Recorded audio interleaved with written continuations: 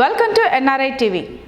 AP assembly ఎన్నికలు అటు విపక్ష వైసీపీతో పాటు ఇటు అధికార పార్టీ టీడీపీకి కూడా అత్యంత కీలకమైన ఎన్నికలుగానే భావించాలి.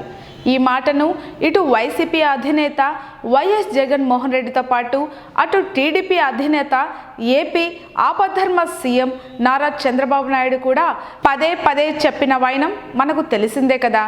కీలకమైన ఎన్నికల్లో గెలుపు ఎవరిది, ఓడిపోయేదెవరు అన్న విషయం తెలిసేందుకు ఇంకా కొన్ని రోజుల సమయం మాత్రమే ఉంది. అయితే పోలింగ్ ముగిసిన తర్వాత జగన్ మీడియా ముందుకు వచ్చి విజయంపై ధీమా వ్యక్తం చేశారు. అదే సమయంలో చంద్రబాబు కూడా మీడియాను పిలిచి మరి ఎందుకో తెలియదు కానీ ఆ మీడియా మీట్ను అప్పటికప్పుడే రద్దు చేసుకున్నారు. జగన్ ధీమా, చంద్రబాబు భయాలను అంచనా వేసిన చాలామంది వైసీపీదే విజయమని లెక్కలేస్తున్నారు. అయితే పోలింగ్ ముగిసిన మరునాడు కానీ షాక్ నుంచి తేరుకున్నట్టుగా వ్యవహరించిన చంద్రబాబు ఈసారి కూడా అధికారం తమదేనని చెప్పడం మొదలెట్టారు. అయితే పోలింగ్లో ఎన్నెన్నో అనుమానాలు, అక్రమాలు చోటు చేసుకున్నాయని, తన ఓటు తనకే పడిందా అంటూ తనదైన శైలి అనుమానాలను వ్యక్తం చేస్తున్న చంద్రబాబు తీరు చూస్తుంటే నిజంగానే వైసీపీనే గెలిచేసిందా అన్న భావన వ్యక్తమవుతోంది. ఇలా ప్రతి చిన్న విషయంలోనూ ఓటమి తప్పదన్న భావనతో అడ్డంగా దొరికిపోతున్న చంద్రబాబుకు కర్నూలు జిల్లాలో శుక్రవారం పెద్ద షాకే తగిలింది.